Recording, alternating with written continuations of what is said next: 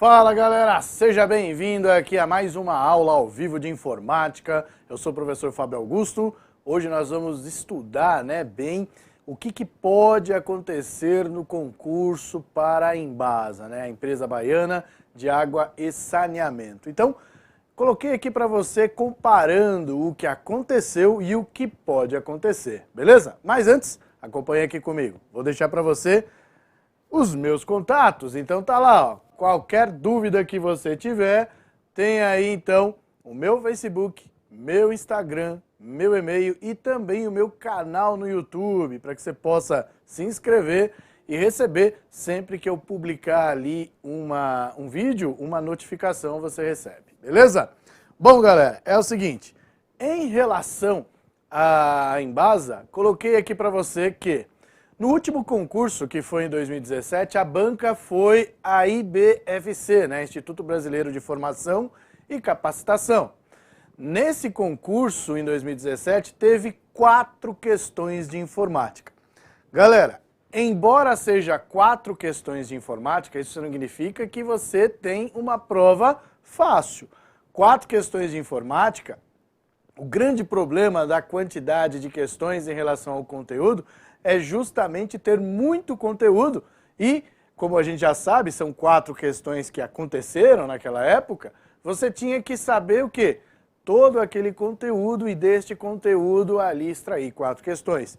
E é justamente por isso que eu coloquei também o edital para a gente analisar o que foi cobrado através dessa banca e o que pode ser cobrado no próximo concurso, beleza? Então vamos lá, acompanha comigo. Então olha só.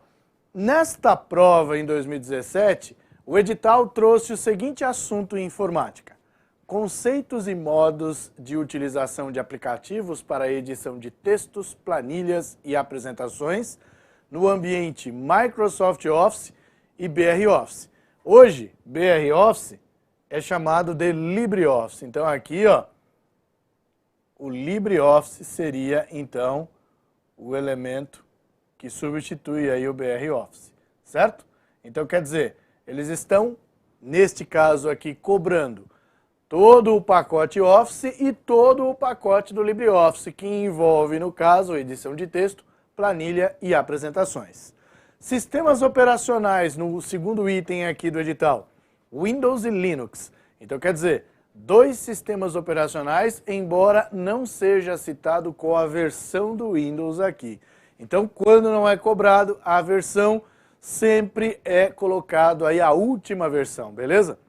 Ali no terceiro item ele traz conceitos básicos e modos de utilização de tecnologias, ferramentas, aplicativos e procedimentos associados à internet e intranet. Bom, galera, aqui o que a gente tem? A gente tem um edital básico de informática onde é cobrado o seguinte: traz para você sistema operacional, Windows e Linux, beleza. Depois ele traz o pacote Office. Esse pacote Office, no caso, ele vai trazer o pacote Office da Microsoft e o pacote Office do LibreOffice, neste caso aqui, neste edital. E aí vem a terceira coisa, que seria internet e tudo aquilo que seja relacionado à internet. Então, aparentemente, nós temos o quê? 3 assuntos. Só que dentro desses 3 assuntos, nós temos vários elementos que podem ser cobrados em prova. E aí quando você tem uma prova com 4 questões, aí você fica um pouco perdido onde que eu posso focar mais, não é? Então, aqui vale a dica. Seguinte, quando você tem um edital desta maneira, o importante é que você consiga focar sempre no sistema operacional, porque a gente tem certeza que cai uma questão relacionada a sistema operacional. Você tem que focar também em pacote Office, neste caso, focar bastante em editor de texto, porque editor de texto é um elemento que sempre cai em prova, e o editor de planilha eletrônica. Muitas vezes é cobrado ali o de apresentação, só que ele não é cobrado na prova. Então, ele está no edital, foi cobrado no edital, mas ele não é obrigado a estar presente na prova. O que não pode acontecer é o contrário. Então, cai na prova algo que não esteja relacionado no edital. Aí essa questão precisa ser anulada. Agora, você tem um edital com um monte de conteúdo. Você sabe que a prova tem 4 questões. Ele vai conseguir cobrar nas 4 questões todo o conteúdo? Claro que não. Então, por isso que a gente precisa ter uma direção na hora de focar, né? Claro que durante o curso, durante o estudo, você deve abordar todos os assuntos que estão no edital. Mas na hora da reta final, onde você precisa focar mais em alguns elementos, aí vale a dica do professor. Então, esses elementos-chave são elementos que você, no caso, saindo do edital e precisa dar uma direção para o estudo, foque nesses elementos, beleza? E em relação à internet? Internet ele vai cobrar o quê? Navegação, né? Então, ou seja, ele vai trazer para você os navegadores, elementos que estejam relacionados aos navegadores, teclas de atalho e também em correio eletrônico. Quando ele aborda ali o terceiro item, trazendo para você conceitos de utilização de programas e ferramentas através da internet, a gente engloba também ali a utilização de correio eletrônico. E em correio eletrônico é básico aquilo que cai em prova em concurso. Sempre o envio, na hora de você fazer a escolha de enviar para alguém, com cópia para alguém e com cópia oculta. Esses elementos são chaves e sempre caem em prova, beleza? Agora, isso foi o que aconteceu. E o que pode acontecer, professor?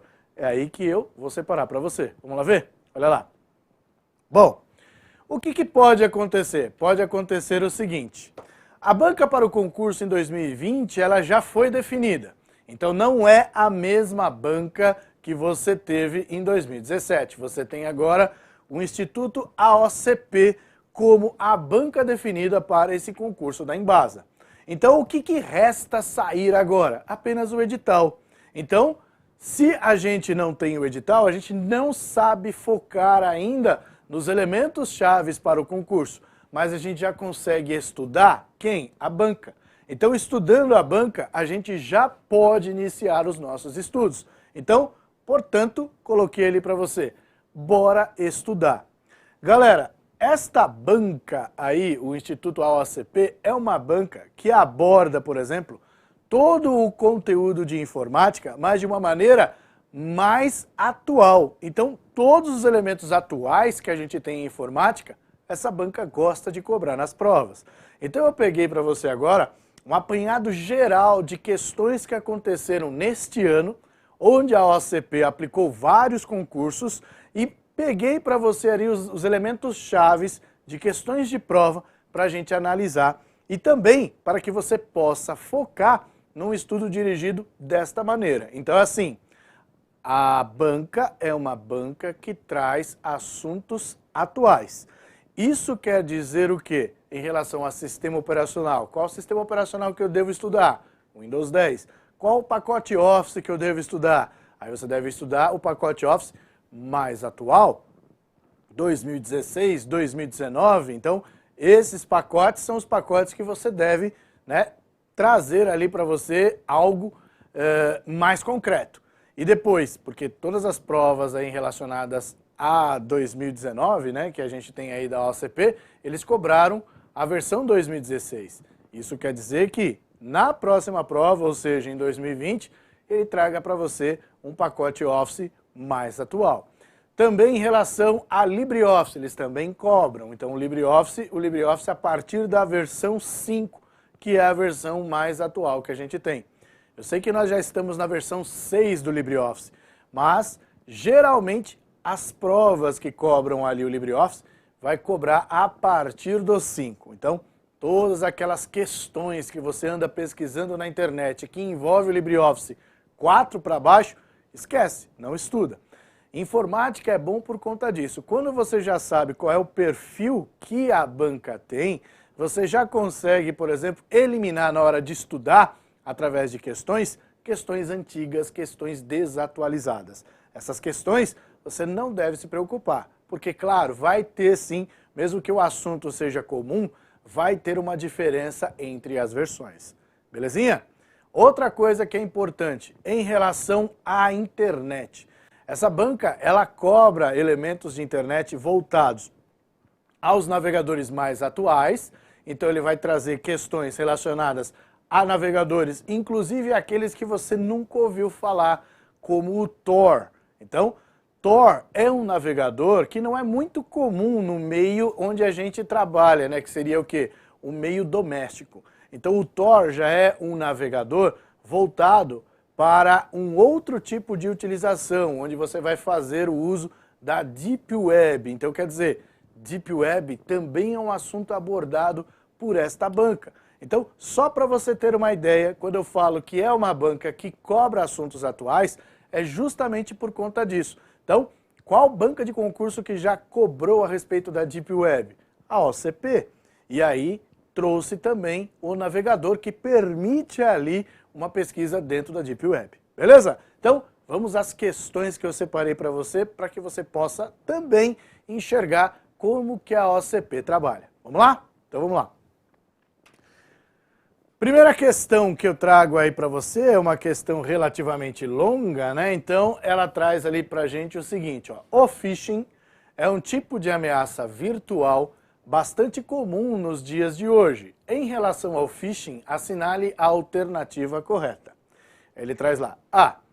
É o termo usado para se referir aos e-mails não solicitados que geralmente são enviados para um grande número de pessoas. Quando esse tipo de mensagem possui conteúdo exclusivamente comercial, também é referenciado como UCE. Então tá lá, Unsolicited Commercial Email. Em alguns pontos, assemelha-se a outras formas de propaganda, como a carta colocada na caixa de correio, o panfleto recebido na esquina e a ligação telefônica ofertando produtos. Então, phishing é isso que está descrito na alternativa A? Não. Na alternativa A nós temos o spam. Então aqui, ó, isso daqui seria o nosso spam. Então, tá errado A. Vamos pro B. São programas especificamente desenvolvidos para executar ações danosas e atividades maliciosas em um computador. Algumas das diversas formas, como códigos maliciosos, podem infectar ou comprometer um computador. São pela exploração de vulnerabilidades existentes nos programas instalados, autoexecução de mídias removíveis e infectadas, como pendrives, entre outras. Então aqui, atividades maliciosas, ações, então nesse caso aqui, nós estamos falando de um malware. Então não se trata de phishing ainda. C. É um software projetado para monitorar as atividades de um sistema e enviar as informações coletadas para terceiros. Pode ser usado tanto de forma legítima quanto maliciosa, dependendo de como é instalado, das ações realizadas, do tipo de informação monitorada e do uso que é feito por quem recebe informações coletadas. Então, um software para monitorar, ele é o que? Um spyware. Então, é um software espião. Então, neste caso, não é também um phishing. E no D? São programas ou parte de um programa de computador normalmente maliciosos que se propagam inserindo cópias de si mesmo e se tornando parte de outros programas e arquivos. Neste caso, nós estamos falando de um vírus. Então, não é também um phishing. E aí, no E, ele traz para a gente o seguinte: é um método de envio de mensagens eletrônicas que tentam se passar pela comunicação oficial, né, de uma instituição conhecida como um banco, empresa ou um site popular. Procuram atrair a atenção do usuário, seja por curiosidade, por caridade ou pela possibilidade de obter alguma vantagem financeira. É isso aí, então sobrou pra gente a alternativa aí. Galera, phishing é nada mais, nada menos do que uma forma de pescaria, né? Então o termo phishing é justamente essa, né? Pescaria. E essa pescaria, ela vai ser concretizada através de uma isca que é oferecida para a vítima através de e-mail. E nesse e-mail a pessoa recebe como se fosse o e-mail de uma empresa, seja um banco ou qualquer outra empresa de fins comerciais. Sendo um banco, por exemplo, que é vamos dizer assim, é o mais comum, você recebe ali aquela mensagem do banco, propriamente dito, dizendo que a sua assinatura eletrônica expirou. E aí você tem que clicar ali para fazer um novo cadastro. Fazendo um novo cadastro, a página que se abre é uma página idêntica à do banco, não é uma página, vamos dizer assim, grosseira, falsa, não. É uma página falsa, mas é uma página idêntica à página atual do seu banco. Então, quer dizer, você vai se sentir que está no banco realmente. E aí você digita as informações. Uma vez que você digita essas informações elas são capturadas, né? Então, uma vez capturado, aí no caso o cybercriminoso pode fazer o que ele bem entender com aquelas informações, beleza? Então o phishing é uma página falsa que se passa por verdadeira. E aí, cada vez que esses elementos se propagam através da internet, é justamente com o fim do quê? De absorver informações para que através dessas informações algum desses crimes possam ser concretizados. Belezinha? Tranquilo? E aí? Tá gostando então já de saber que phishing e elementos voltados à segurança da informação são cobrados na OCP? Então, vale a pena dar uma estudada a respeito disso e eu aconselho você, inclusive, a acessar aquele site cartilha.cert.br. Cartilha.cert.br é um site mantido pelo CGI, né, que é o Comitê Gestor de Internet no Brasil, que traz ali justamente todas as definições de elementos como phishing e também de definições de vírus. Então, hoje, as organizadoras de concurso estão cobrando bastante esse assunto. E de onde que eles vão extrair as questões? De algo que seja voltado ao governo. Então, se nós temos ali o Comitê Gestor de Internet no Brasil, que traz ali todas as definições de pragas virtuais e etc., é de lá que as questões são extraídas. Então, aconselho você a colocar como favorito no seu navegador a cartilha.cert, cert é CERT.br. Beleza? Vamos a mais uma questão. Vem comigo. Na próxima questão, nós temos aí questões relacionadas a Excel. Sim, a OCP gosta de questões de Excel. Então ele traz lá, ó. As fórmulas do Excel, editor de planilhas do pacote Microsoft Office 2016, com o idioma português do Brasil, permitem aos usuários, desde operações básicas como fórmulas de porcentagem, soma e subtração, até recursos mais avançados, como localizar dados em planilhas. Imagine uma situação hipotética em que um operador digitou na célula 5 da seguinte imagem, que você está vendo lá embaixo, a fórmula igual concatenar C1, ponto e vírgula, B4, ponto e vírgula 2.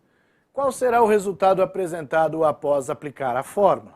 Então, olha só, a OCP gosta de cobrar questões relacionadas ao Excel, abordando ali funções que envolvem texto, que é o nosso caso aqui, funções que envolvem tempo, onde você vai ter ali funções com data. Então, esse tipo de questão foi muito abordado pela OCP neste ano, né, de 2019. E aí, no próximo ano, em 2020, muito provavelmente, questões relacionadas também vão estar presentes. Então, o legal de fazer esse estudo é que você já consegue traçar uma ideia, uma perspectiva daquilo que pode cair na prova em 2020. Beleza? Então vamos lá, vamos descobrir o que é a função concatenar. Vem comigo. Função concatenar. Função concatenar é uma função de juntar textos, galera. Então, o que eu vou juntar? Eu vou juntar C1, B4 e A2. Quem é C1? Aí eu vou lá e vejo que é o sinal de maior. Beleza, é o sinal de maior. Nas alternativas, todas elas têm o sinal de maior. Então, eu já tenho o sinal de maior aqui. Ponto e vírgula B4. Esse ponto e vírgula, ele está separando as células. Não significa que na formação do texto eu vou ter o ponto e vírgula. Isso então quer dizer que a alternativa A e a alternativa E, além da C, que traz ponto e vírgula, a gente já elimina. O ponto e vírgula só está separando a célula. Aí eu vou lá agora e vejo quem é o B4. B4 é Amora. Então eu tenho que ter o sinal de maior e Amora. Então ficou fácil.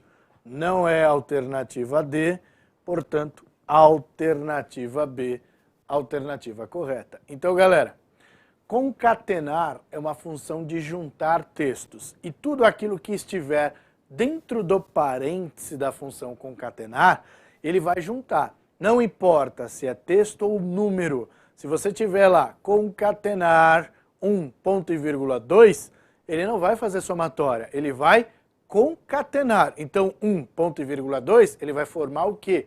12, né? Então 1 e 2. Então muito cuidado com esse tipo de questão que envolve número, que a galera confunde.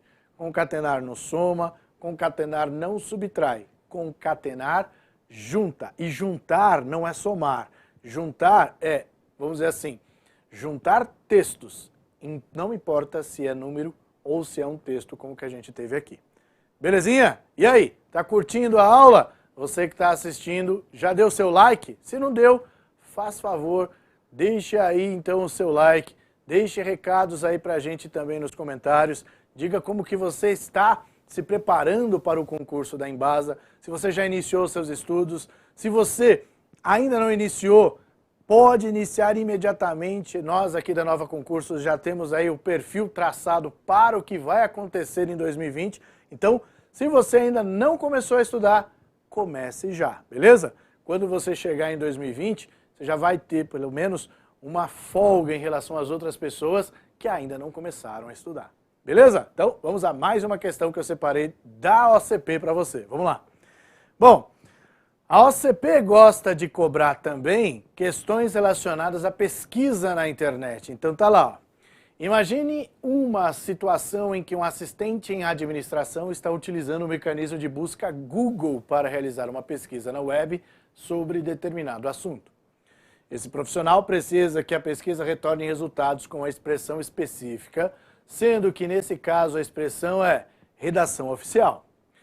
Levando em consideração que a expressão deve ser pesquisada explicitamente, qual das seguintes opções esse jornalista deve utilizar para obter os resultados esperados? Então ele traz lá, alternativa A, redação oficial, alternativa B, redação oficial asterisco, alternativa C, abre aspas, redação oficial, fecha aspas, alternativa D, abre aspas, redação oficial, asterisco, e alternativa E, asterisco, redação oficial, asterisco. Então, galera, sempre que você tem aqui a informação no próprio enunciado, a expressão deve ser pesquisada explicitamente. O que isso quer dizer?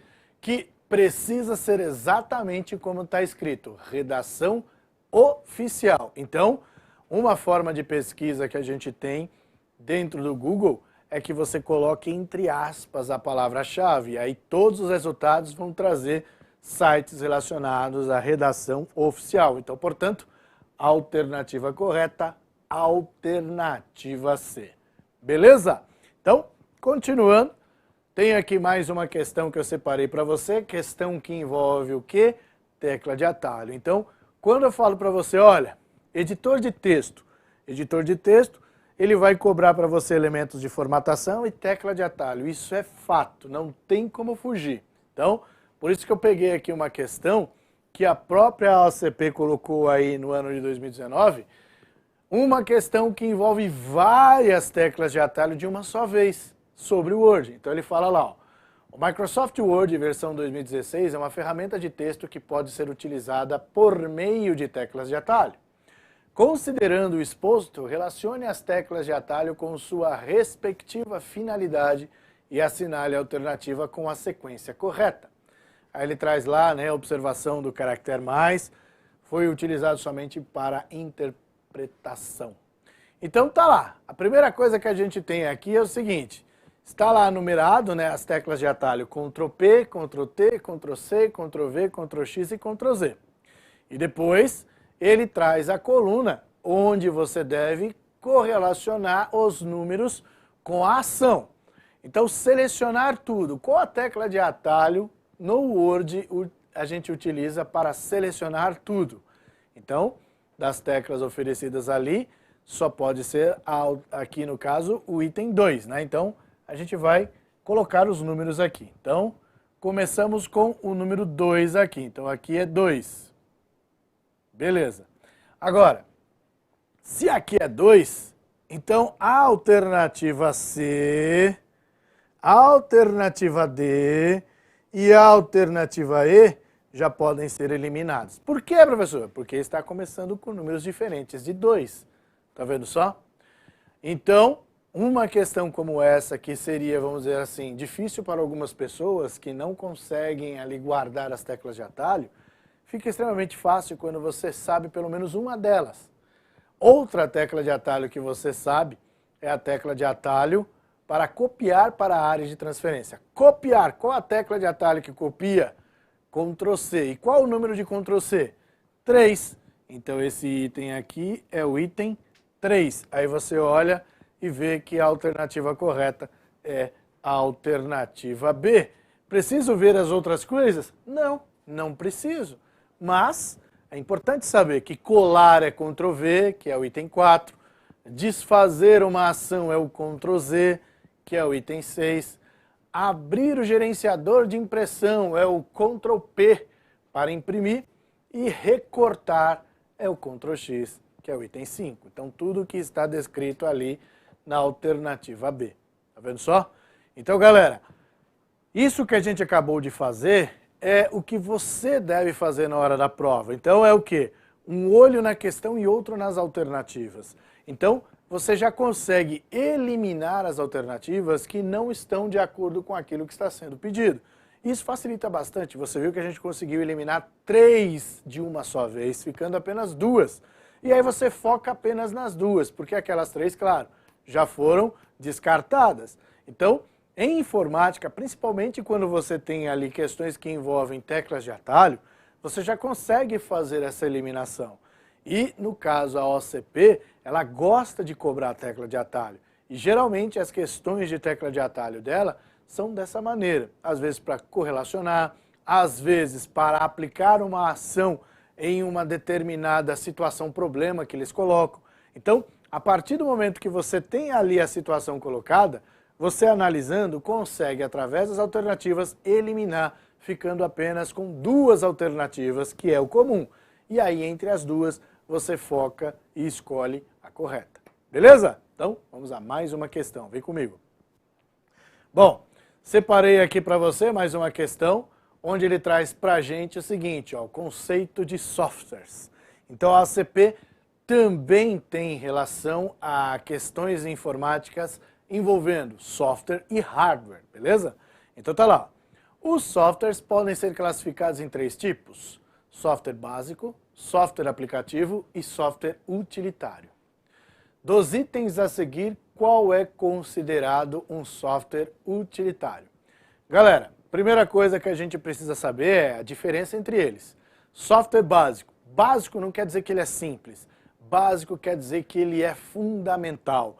Ele é o software que vai fazer com que o computador funcione.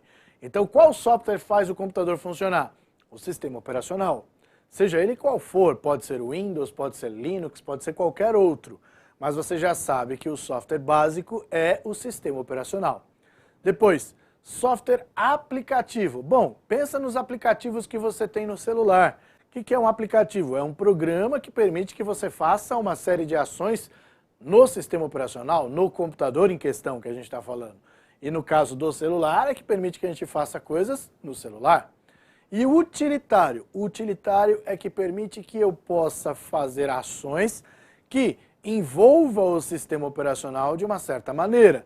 Então, ações que podem gerar uma ação de proteção ou uma ação que faz com que o sistema operacional seja corrigido ou que ele possa responder de uma maneira mais rápida. Isso é um utilitário. De acordo com essas informações, vamos analisar as alternativas. Vem comigo. Na alternativa A, ele diz Microsoft Word é um software utilitário? Não. Então a gente já pode riscar aqui, né, dizendo que não. Microsoft Windows? Não, Microsoft Windows é um software básico. Adobe Photoshop? Não, Adobe Photoshop é apenas o quê? Um aplicativo. Avast Antivírus? Avast Antivírus é um utilitário, que permite que a gente possa fazer a proteção do sistema operacional. E o Linux Mint, aí no caso, seria uma versão de um software básico que você poderia ter dentro do seu computador. Beleza? Então, a alternativa correta ali, a alternativa D, Avast Antivírus é um software utilitário. Belezinha? Bom, continuando, eu tenho aí mais uma questão para você, olha lá. O browser é um programa desenvolvido para permitir a navegação pela web e capaz de processar diversas linguagens. Assinale a alternativa que apresenta somente exemplos de browsers. Olha lá. Então o que é o browser? Browser é o quê? Um navegador de internet. Na alternativa A ele diz Firefox, FileZilla, Safari e Edge. Então aqui, ó, o Firefox é navegador? É. O FileZilla é? Não, o FileZilla é um programa aplicativo que permite que a gente faça o transporte de um volume grande de informações para um servidor na internet. O Safari é navegador e o Edge é navegador. Então, portanto, como tem o FileZilla lá, está errado A. Alternativa B, Tor. Olha lá o navegador que eu comentei com vocês. Tor é um navegador. Chrome é um navegador. Thunderbird não é navegador, ele é gerenciador de e-mail. Ele também é da Mozilla Foundation, então chama Mozilla Thunderbird, assim como temos o Mozilla Firefox. Então, por isso que a gente tem que tomar cuidado para não confundir um com o outro. Safari, você já sabe, também é um navegador. Então, portanto, não pode ser B por conta do Thunderbird. E no C? No C ele já traz FileZilla, que a gente sabe que não é. Thunderbird, que a gente sabe que não é. Aí sobrou Internet Explorer e Chrome, eles são navegadores, mas como tem dois ali que não são, e ele quer apenas somente exemplos de browser, ou seja, somente exemplos de navegadores.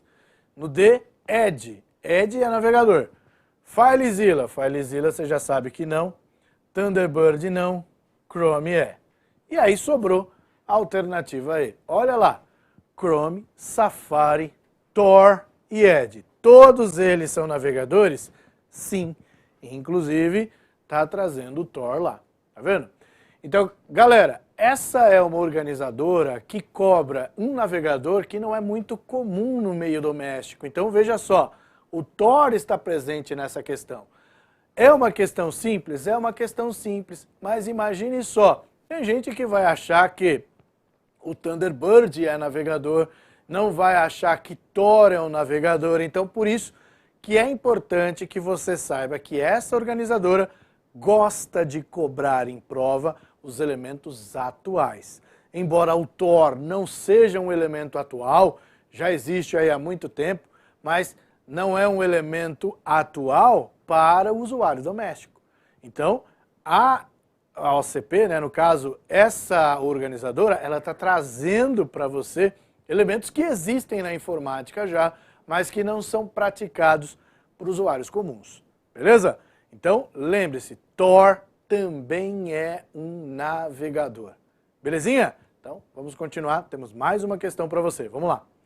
Bom, aqui agora nós temos uma questão que envolve o Excel, onde você tem lá um empresário em uma situação hipotética, como apresentada a seguir, precisa criar uma fórmula para calcular a média entre os salários dos seus funcionários, cuja idade seja maior ou igual a 35 anos. Nesse caso, qual das alternativas a seguir é indicada para esse empresário realizar a operação desejada? Então, olha só. A OCP, ela é uma organizadora também que já traz a dica para você na própria questão. Então, bom, a gente já sabe que vai ser média C porque todas as alternativas traz média C, mas a dica está aqui, ó. A idade seja maior ou igual a 35 anos. Então, tudo aquilo que for diferente de maior ou igual, a gente joga fora. Então, por exemplo, alternativa B, aqui está o quê? Menor ou igual, tem que ser maior. Então, a B já está arriscada. Nós temos lá a alternativa D, também, ó, menor ou igual a 35. E a alternativa E está trazendo para a gente diferente de 35. Então, quer dizer, sobrou para a gente a alternativa C e a alternativa A. Então, Muitas pessoas têm medo do Excel, mas o Excel não é um programa difícil. É tranquilo, como você está vendo ali, ó, já com aquela informação que está no próprio enunciado, a gente eliminou 3 alternativas. E aí ficamos. Na alternativa A diz média C de C2 a C8. Bom, de C2 a C8 ele está trazendo aqui, no caso, os salários. Não é isso? Só que aí ele traz de C2 a C8 maior ou igual a 35. Então, esse elemento aqui, ele tem que corresponder ao intervalo que eu estou procurando. E não é o caso. Então, a alternativa A também está eliminada. Sobrando para mim o quê? A alternativa C.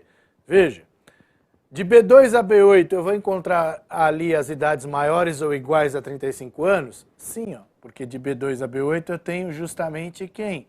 A coluna de idades. Aí o que eu teria que fazer para calcular essa média C, professor?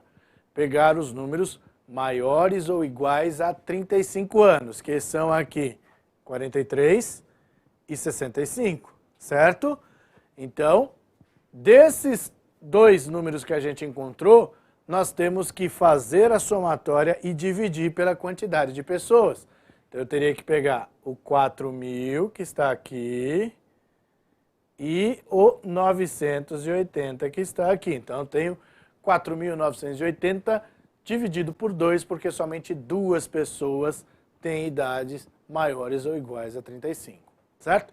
Como a questão não cobra valor, ela só quer saber qual que é a função que vai trazer o que ele quer, a média dos salários dos funcionários, cuja idade seja maior ou igual a 35 anos. Belezinha? Então, vamos para mais uma questão aí que eu separei para você. Vamos lá. Bom, aqui ele está trazendo um outro elemento do Word, ó. O Microsoft Office Word 2016 possui a possibilidade de tornar texto ou elementos gráficos em um elemento clicável, o qual, ao ser clicado, permite acesso a informações em outra parte do mesmo documento ou fora dele. Assinale a alternativa que descreve o nome desse recurso. A. Paginação. B. Hiperlink. C. Citação. D. Legenda. E E. Indicador. Então, galera, como você está vendo, nós temos questões aqui dentro do Word que você tem ali um assunto, um elemento que está presente dentro do Word, onde acontece a ação de ser clicável, né? Então, quer dizer, ele quer saber que ferramenta que está presente dentro do Word que faz com que isso seja possível. Então, para isso, eu já trago para você de antemão que é importante você conhecer as principais ferramentas presentes no Word. E nas aulas a gente sempre cita, esse assunto é importante porque na prova costuma ser cobrado. E esse daqui é um deles, e é uma questão atual, questão aí de 2019, do Instituto AOCP. Então o que eu vou fazer? Eu vou abrir o Word para você e vou apresentar essas ferramentas. E mostrando para você que o que está presente aqui são elementos presentes dentro do Word, mas que alguns não correspondem ao que ele está pedindo. Vamos lá ver? Então acompanha comigo. Ó. Vamos abrir o Word aqui na versão 2016. Então o Word já está aqui, ó. Então, procurando aqui o Word, Microsoft Word 2016. Beleza. Então ele já abriu, a gente clica em documento em branco. Abrindo aí o documento em branco, nós já vamos diretamente aqui em inserir. Dentro de inserir, nós temos um grupo aqui chamado links. No grupo links, ele traz aqui pra gente hiperlink, indicador e referência cruzada. O hiperlink está presente e o indicador também está presente lá no enunciado, né, nas alternativas. Então veja só, o hiperlink, quando eu clico aqui em hiperlink, ele vai abrir uma caixa de diálogo para mim que permite que eu possa fazer um hiperlink para uma página da web, que eu possa fazer um hiperlink para um outro ponto neste documento, que eu posso gerar um hiperlink para um novo documento ou um hiperlink para um endereço de e-mail. Então, qualquer parte do meu conteúdo, do meu texto, eu posso selecionar e gerar esse hiperlink. Então, olha só. Se eu colocar um texto de exemplo aqui, ó, qualquer um, e aí na hora em que eu selecionar qualquer texto aqui relacionado, né, qualquer coisa que seja relacionado, pode ser esse aqui mesmo, eu venho aqui, ó, hiperlink, então tá lá rent, e eu posso fazer um hiperlink para uma página da internet, então pode ser para a página do Google. E beleza, automaticamente ele já gerou ali, ó, o hiperlink para mim. Então, a partir do momento que eu tenho ali um texto dentro do meu documento, eu posso fazer o uso do hiperlink. O indicador, galera, ele já é um elemento que permite que você possa fazer marcações dentro do seu documento. Então, essas marcações em si podem ser utilizadas para gerar um hiperlink. Como assim, professor? Pensa no seguinte, ó. Vamos voltar para lá. Vamos fazer o seguinte. Imagine que você tenha um documento onde nós vamos colocar aqui, ó, nesta página aqui, nós vamos colocar item A, B e C, certo? E numa determinada página qualquer que você tenha lá no seu documento, você quer fazer um hiperlink para o item B. Então você tem lá, veja o item B. E aí você vai fazer um hiperlink para cá. Só que o que acontece? Quando você faz o hiperlink para a página X, ele mostra A, B e C. Quando você faz o uso do indicador, aí a coisa é diferente. Você não vai fazer o hiperlink para a página X. Você vai fazer um hiperlink para o indicador B. Então, na hora em que você clica aqui, ó, veja o item B, quando você gerar o hiperlink, você vai procurar dentro do hiperlink o hiperlink para o item B. Isso quer dizer que o A e o C vão desaparecer? Não. Isso quer dizer que ele vai focar mais onde está escrito o item B. Beleza? Então, isso é o tal do indicador. Beleza? Então, o indicador faz isso lá no Word. Muito bem. Então, voltando para cá, a alternativa correta que a gente tem aqui só pode ser a alternativa B. Citação é citação bibliográfica, quando você vai fazer ali o uso de uma citação em um trabalho acadêmico, né? Legenda, como você já sabe, legenda é colocar ali uma informação, seja embaixo de uma tabela, embaixo de uma imagem. O indicador a gente acabou de ver. Paginação é um elemento que você pode colocar no Word, só que é um elemento que fica dentro de inserir, onde você coloca página 1 de 10, página 1 de 5 e aí por aí vai. Então você pode colocar isso? Pode. Em geral, o Word traz ali a opção de inserir o número de página, sem a paginação. Então, número de página, página 1, 2, 3 e assim sucessivamente. Mas se você quiser, existe sim a possibilidade de trabalhar com a paginação. Belezinha? Então, continuando, galera, a gente tem aí mais uma questão, ó.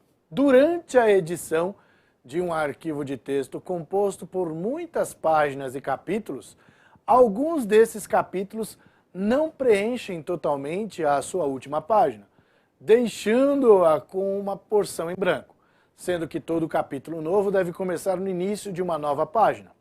Utilizando a ferramenta de edição de texto do LibreOffice 5, ao terminar de escrever um capítulo que terminou no meio da página atual, qual das opções do menu Inserir oferece o recurso adequado para ir para a próxima página, onde se iniciará um novo capítulo?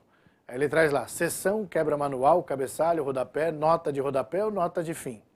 Bom, galera, aqui nós temos uma questão do LibreOffice, onde, eu sempre falo, LibreOffice é um assunto que você precisa memorizar, não tem como você tentar aprender se você nunca utilizou. Por isso que nas aulas de LibreOffice eu aconselho todos os meus alunos a baixar o LibreOffice. Baixe o LibreOffice para que você tenha esse contato próximo com ele. Muitas pessoas nunca ouviram falar no LibreOffice e também nunca trabalharam com ele. e aí fica difícil. Então, por isso que eu aconselho a baixar o LibreOffice e ter esse contato mais próximo. E o primeiro conselho que eu te dou é, dentro dos menus que estão presentes ali nos programas chaves do LibreOffice, que é o quê? O Writer, que é editor de texto, que é o caso que está sendo cobrado, o Calc, que é equivalente à planilha eletrônica, que é o Excel, e tem também o Impress, que é equivalente ao PowerPoint. Todos eles possuem menus. Esses menus, infelizmente, precisam ser o quê? Memorizados, por conta de questões como essa. Ele já está trazendo. No menu Inserir, qual das opções presentes ali permite que eu possa, no caso, fazer com que uma nova página surja, mesmo que eu esteja na metade da página, sem fazer o truque do Enter, Enter, Enter, Enter, Enter, porque isso daí, né, você sabe que o Enter, ele gera parágrafo.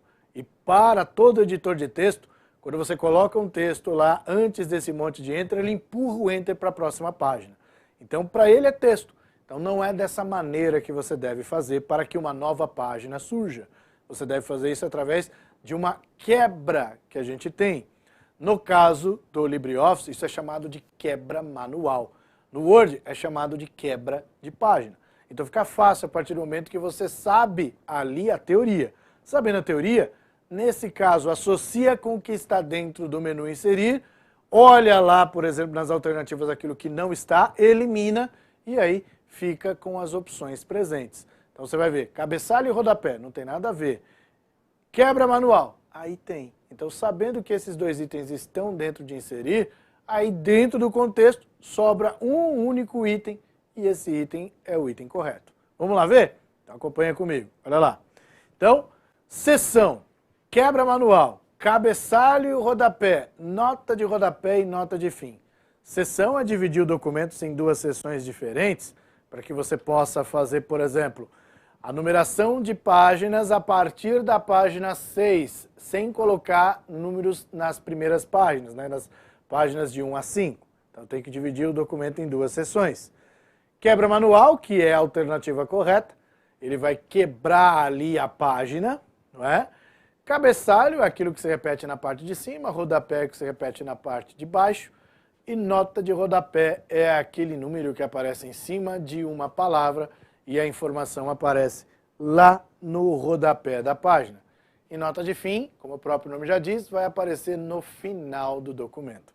Então, para que você faça essa ação, né, de trazer a página nova antes de terminar a página em que você está, através de uma quebra manual. Belezinha? Então, continuando, tenho mais uma questão aqui que envolve também elementos modernos, olha lá.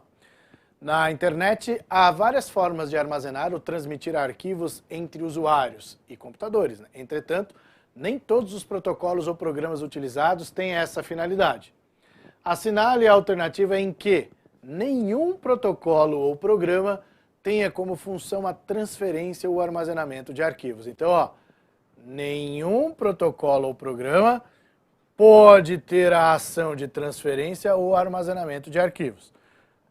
Alternativa A, FTP e Google Drive. Bom, FTP é protocolo de transferência e Google Drive é armazenamento, então não pode ser a alternativa A. BitTorrent e FTP. BitTorrent é um programa que permite que você possa baixar arquivos da internet. FTP é um protocolo de transferência, então não pode ser transferência nem armazenamento. HTTP, protocolo de navegação, e Dropbox. Dropbox é uma forma de armazenamento na nuvem, assim como o Google Drive. Microsoft OneDrive. Microsoft OneDrive, ele vai trazer para você o que? O armazenamento na nuvem da Microsoft. E VoIP, protocolo de comunicação que a gente tem, né? Então, nesse caso, para que você utilize a internet para fazer ligações ou videochamadas. Também está errado, né? Então, como traz o armazenamento, a alternativa D fica invalidada. E aí sobrou para a gente o quê?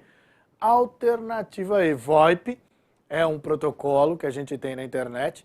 Não é um protocolo propriamente dito, é um conjunto de protocolos que permite que você faça o uso da internet para a comunicação, seja através de somente voz ou videochamadas. Então, VoIP quer dizer voz sobre o IP. E tem ali o RFID, que é uma forma também de transmissão que a gente tem através das ondas de rádio, né? Isso daqui é muito utilizado para criptografar, inclusive, a comunicação, geralmente entre empresas, beleza? Bom, e aí você viu, então, que fica fácil fazendo as questões por eliminação. Então, isso é uma característica que a OCP permite. Então, se você que já está esperando aí a prova da Embasa, já sabe que a organizadora vai ser a OCP, isso já foi definido. Falta apenas a divulgação do edital, e aí saindo o edital a gente já tem data de prova marcada, já tem conteúdo programático para estudar, e aí é só, meu amigo, esperar a prova acontecer e, no caso, né, ir lá e gabaritar a parte de informática, que é o que eu espero que aconteça. Beleza? Bom, vamos a mais uma questão aí que eu separei para você, ó. Ocorreu um incidente de segurança da informação na empresa onde você trabalha. A equipe de administradores de TI solicitou que os usuários não ligassem os seus computadores até que fosse realizada uma varredura em toda a rede em busca de códigos maliciosos. A suspeita é de um software que captura as teclas digitadas no teclado e os cliques do mouse. Esse software é conhecido como ransomware, cracker, alienware, spyware ou hardware. Bom, galera, então vamos lá. Se ele captura aquilo que é digitado, então ele é um programa espião. Então, se ele é espião, só pode ser spyware. Ransomware, galera, também é um código malicioso que está na moda de ser cobrado em prova. É aquele cara que cobra resgate. Então, se você achar no enunciado de uma questão, assinale a alternativa que traz código malicioso que, no caso, sequestra os dados da pessoa e solicita um valor para o resgate das informações. Então, esse aí, no caso, é o tal do ransomware, beleza? Bom, continuando, tenho mais uma questão aí que envolve tecla de atalho para você ver. Olha só, as questões de tecla de atalho, elas são questões geralmente fáceis. Então veja lá, para movimentar um arquivo entre dois diretórios de modo que não fique uma réplica desse arquivo no diretório onde ele estava inicialmente, qual é a sequência de atalhos de teclado que deve ser executada após selecionar o arquivo através do mouse? E aí ele traz a observação que a OCP sempre coloca, que é sobre o caractere mais, né, que foi utilizado apenas para interpretação.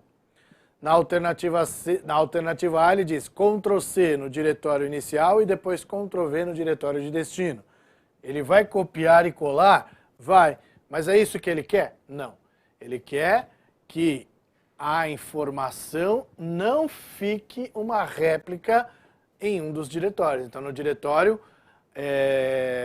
vamos dizer, de origem e o diretório de destino. Então, ele tem que recortar. Então, onde tem Ctrl+C aqui, ó, a gente já pode eliminar. Ctrl+X, beleza, então eu tenho Ctrl+X na alternativa C. Mas depois Ctrl+X no diretório de destino não dá, né? Então tem que ser Ctrl+X e Ctrl+V, que é o que a gente tem na alternativa D, beleza? Então, Ctrl+X, recorta, e Ctrl+V, cola. Aí eu não vou ter uma réplica desse arquivo no diretório onde ele estava inicialmente. Belezinha? A alternativa aí a gente já está vendo que está errado, porque ele traz ali, ó, Ctrl+X e depois Ctrl+C, um vai anular o outro. Muito bem, galera. Então temos aí, ó, mais uma questão para a gente responder. Um sistema de uma empresa está acessível aos seus colaboradores através da sua intranet. Isso significa que o sistema pode ser acessado somente por colaboradores internos ou usuários previamente autorizados e somente através da rede local da organização o usuário deve estar fisicamente nas instalações da empresa. B. Qualquer usuário na internet pode acessar o sistema. C. Faz parte da Deep Web. D. O sistema pode ser acessado somente por usuários previamente autorizados, mas também pode ser possível o acesso através da internet, dependendo de como a intranet foi configurada. E as tecnologias utilizadas pela rede que armazena o sistema são diferentes das utilizadas na internet. Galera, aqui já é uma questão conceitual, que vai perguntar para você o que é a intranet em si. Então a intranet a gente já sabe. Intra quer dizer dentro. Só que a intranet, ela é uma informação que só pode ser acessada por pessoas autorizadas. Mas isso varia de empresa para empresa. Então essa informação ela pode estar concentrada apenas internamente ou, dependendo da empresa, essa informação ela pode ser também trazida externamente. Quando a empresa permite, por exemplo, o trabalho em casa, que é o home office, onde o camarada ele pode, na casa dele, acessar essa página, digitar o login e a senha, evidentemente, e ter acesso a essas informações. Por isso que varia de empresa para empresa. Então, a alternativa A, que está dizendo que o cara precisa estar presente, sempre está errado. Então vamos lá ver? Acompanha comigo. Na alternativa A ele diz, o sistema pode ser acessado somente por colaboradores internos ou usuários previamente autorizados e somente através da rede local da organização. Então, a partir do momento que ele traz aqui, ó, somente através da rede local, e ainda coloca entre parênteses, o usuário deve estar fisicamente nas instalações da empresa. Isso daqui está errado, porque não é uma regra geral. Isso, dependendo da empresa, pode acontecer, mas não é para todas. Qualquer usuário da internet pode acessar o sistema? Não. Faz parte da Deep Web? Não. Aqui, Deep Web é outro departamento, né? Então a gente tem aí a internet obscura, por isso Deep Web. No dele fala, o sistema pode ser acessado somente por usuários previamente autorizados, ok, mas também pode ser possível. Então quando ele traz esse termo aqui, ó, pode ser possível, ou seja, dependendo da empresa, o acesso através da internet, ali o camarada ele pode acessar de casa, por exemplo. Então, dependendo de como a intranet foi configurada. Então, a alternativa correta, alternativa D. Beleza, galera?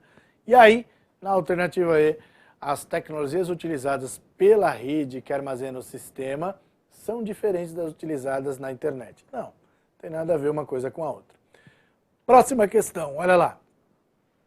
Essa organizadora também gosta de cobrar ali extensões de arquivos, então é bom a gente ficar antenado nesses assuntos. Então veja lá, ó. Visualizadores de imagens podem ser utilizados para abrir arquivos como fotos, logos e desenhos. Das alternativas a seguir, qual possui somente extensões de arquivos utilizadas por visualizadores de imagem para imagens sem animação? Então, sem animação, não posso GIF. GIF, aqui no caso, tem que ser eliminado. Então, alternativa A, GIF. Onde tem mais GIF? Só lá, beleza. Depois, MP3. MP3 é de áudio. JPG e PPT. PPT é de PowerPoint. MG e MKV. MG e MKV não é de imagem. MP4. MP4 também não. TIFF é de imagem. JPG e PNG. Sim, JPG a gente já sabe que é comum. E PNG é aquela imagem que a gente tem o fundo transparente, geralmente utilizada em logos, que é, inclusive, a deixa que ele traz aqui pra gente, ó. Tá bom? Então, neste caso, alternativa correta, alternativa E. Beleza, galera? Vamos para mais uma questão aqui agora, olha lá. Nessa questão ele traz, ao enviar um e-mail incluindo os endereços de destinatário no campo CCO disponível em todas as ferramentas populares para o envio de e-mails, o que acontece? A. Os destinatários que estão em CCO não conseguem ver para quem a mensagem foi enviada pelo campo para. B. Os destinatários que estão em CC conseguem ver para quem a mensagem foi enviada em CCO. C. O remetente receberá uma confirmação de quando a mensagem foi lida por cada destinatário incluído em CCO. Os destinatários que não estão em CCO não conseguem ver para quem a mensagem foi enviada em CCO. E no E, somente os destinatários em CCO conseguem visualizar os destinatários em CCO. Então, galera, olha só. Primeira coisa que a gente tem aqui. Nós temos o seguinte, CCO é quem está em cópia oculta. Quem está em cópia oculta consegue enxergar quem está no campo para e no campo CC. Então, portanto, a alternativa correta é a D. Os destinatários que não estão em CCO não conseguem ver para quem a mensagem foi enviada em CCO, certo? Então, quem está no campo para e no campo CC não sabem da presença dos caras que estão em CCO, mas quem está em CCO sabe da presença de quem está no campo para e no campo CC. Beleza? Mais uma questão aqui, ó, uma questão teórica sobre o Excel. Então ele traz lá, ó. O programa Excel 2016 é possível fazer combinações de intervalos para a realização de cálculos como os operadores de referência, dois pontos, ponto e vírgula e espaço, sendo cada um deles respectivamente 1. Bom, se você lembra que dois pontos trata-se de intervalo, aí você procura. Alternativa A traz intervalo, beleza. Alternativa B, operador de união, não.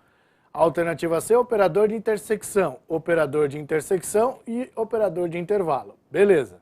Então já ficamos com a alternativa A e E.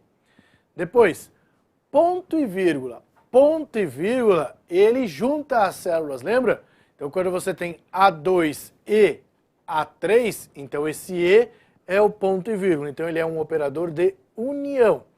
E aí, claro, o espaço sobrou operador de intersecção. Então, alternativa correta, alternativa A. É uma questão teórica que também a OCP gosta de cobrar. E aí nós temos mais uma questão que envolve tecla de atalho, olha lá. No Microsoft Internet Explorer, versão em português do Brasil, qual é a função do atalho Ctrl+Shift+Del? Fechar todas as abas, menos a que está em atividade no momento. B. Fechar todas as abas, inclusive a que está em atividade no momento. Excluir histórico de navegação. Restaurar configurações padrão do navegador e excluir todos os favoritos. Então, Ctrl+Shift+Del é uma tecla universal, galera, que serve para você excluir o histórico de navegação de todos os navegadores. Não importa se é Internet Explorer, se é Google Chrome, se é Mozilla Firefox. Se você apertar Ctrl+Shift+Del, ele traz ali as opções de exclusão do histórico de navegação. Beleza? Então, galera, por hora, paro por aqui, deixo os meus contatos interativos para você.